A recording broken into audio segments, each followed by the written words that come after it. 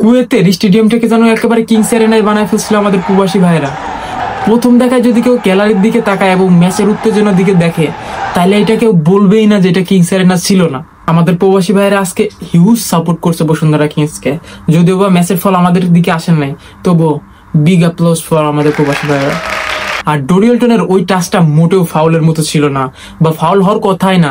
আমরা যদি ওইখানে ফাউলটা কনসিড না করতাম, হয়তো বা ওইখানে 80% চান্সেস ছিল আমাদের ওইখানে গোল করার। ওই প্লেয়ারটাকে পাস করতে পারলেই ওইখানে 1 ভার্সেস 1 থাকতো, গোলকিপার ভার্সেস ডোরিয়েলটন, এন্ড ওইখানে মোর দেন 80% এর বেশি চান্স ছিল যে ওইখানে গোল স্কোর হইতো। বাট ব্যাড লাক, গোল দিতে পারি নাই। এটা নিয়ে আর কথা বলে লাভ নাই।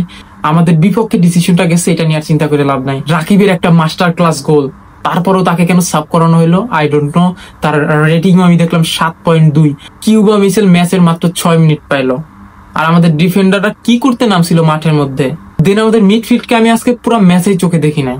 সবকিছু এক সাইডে রাখেন, আমি ম্যাচের একটু সার সংক্ষেপ আপনাদেরকে বইলা দিতে চাই, পরে আমাদের আলোচনা শুরু করি। তো ম্যাচের সার সংক্ষেপ বলতে গেলে আমরা প্রথম 7 মিনিটে এক গোল খেয়ে পিছিয়ে পড়ি, যেটা আমাদের ডিফেন্ডার রিমনের জবরদস্ত একটা ভুল ছিল। রিমন ম্যান মার্কিংটা ঠিকঠাক ভাবে করতে পারে নাই, তার উপর মরার উপর আবার খারার গা, সে আবার ইনজুরি থেকে মাঠ ছাড়া দিয়েছে ওই সময়ে, এন্ড আমাদেরকে একটা সাব ইমিডিয়েটলি করানো লাগছে তার জন্য। দেন ডোরিয়েলটন দুইটা ভালো চান্স নিতে পারছিল, যেখানে একটা অসাধারণ একটা ট্রাই ছিল, যেখানে গোলকিপার দারুণ সেভ দিচ্ছে, নাহলে গোল হওয়ার চান্সেস ছিল। আরো একটা চান্স দিয়েছে যেখানে একটা দুর্বল শট ছিল, যেখানে গোল হওয়ার কোনো চান্সেস ছিল না। প্রথম অর্ধের শেষের দিকে রাফায়েল আগস্ট আমাদেরকে এক গোল দিয়ে সমতায় ফিরতে সাহায্য করে, এন্ড আমরা হাফ টাইমের বিরতিতে যাই এক গোল সমতায় নিয়ে। আমরা সেকেন্ড হাফ শুরু করি। সেকেন্ড হাফে আমরা প্রথম দিকে আহামরি ভালো করতে পারতেছিলাম না, বাট রাকিব হোসেনের একক প্রচেষ্টা একটা মাস্টার ক্লাস আমরা গোল দেখতে পাই, যেটা ছিল অসাধারণ।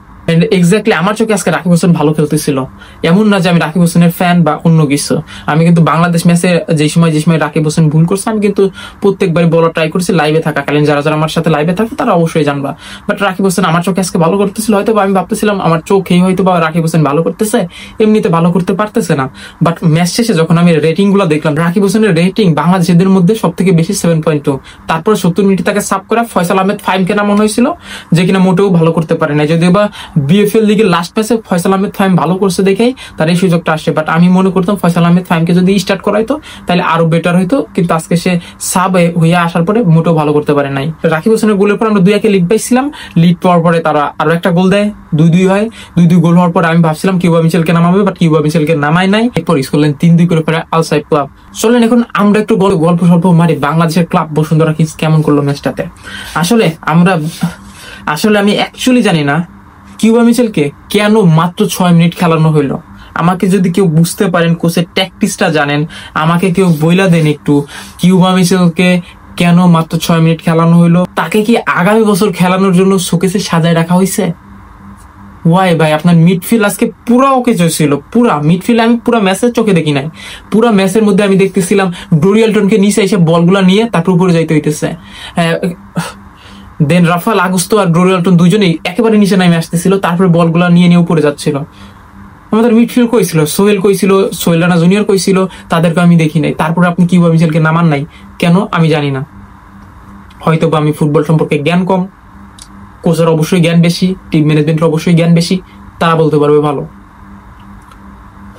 দেন আমাদের ডিফেন্ডারদের কি ট্রেনিং দেওয়া হয় আমি জানি না ভাই। ম্যান মার্কিং একবারে যাচ্ছে তাই ম্যান মার্কিং তো করতেই পারে না ভাই, একেবারে ম্যান মার্কিং করতে পারে না। ম্যান মার্কিং না করার কারণে আমরা 2টা গোল খাইছি 3টার মধ্যে, আর একটা গোল হয়েছে আমার মনে হয় ওইটাও ম্যান মার্কিং করলে হয়তো শোধ করা সম্ভব ছিল বা রোধ করা যাইতো গোলটা। কোচ আজকে 4-1-4-1 ফরমেশনে খেলাইছে, একেবারে আজব একটা ফরমেশন, যেটা আমরা ইউজুয়ালি দেখি না ফুটবলে। 4-1-4-1 ফরমেশন কেমনে কি 4-1 ফরমেশনে খেলাইছে ঠিক আছে, বাট আপনি মোহাম্মদ হৃদয় যে কিনা একজন মিডফিল্ডার, তাকে আপনি লেফট ব্যাক হিসাবে খেলাইছেন। তপু বর্মনকে 4-1 যে করছে না, ডিফেন্ডার 4 জনকে রাখার পরে তপু বর্মনকে রাখছে কোন কারণে আই ডোন্ট নো। কোন দিক দিয়ে কি চিন্তা ভাবনা করে আজকে এরকম স্কোরটা করছে coach Mario Gomez, I don't know ভাই। আমি একেবারেই বোধগম্য নয়। আপনারা যদি কেউ জানা থাকেন আমাকে জানায়।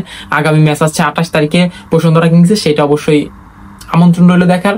আমরা লাইভ ওয়াচ অ্যালং করি, আমাদের সাথে যুক্ত হন। চ্যানেলে নতুন হয়ে গেলে সাবস্ক্রাইব করেন। আর এই ম্যাচ নিয়ে পেছাল পাড়ার ইচ্ছা নাই, প্রচুর প্যারা খাইতে হচ্ছে ম্যাচটা নিয়ে। পুরা লাইভ সেশনে আপনারা যারা আমাদের সাথে ছিলেন তারা দেখতে পাইছেন যে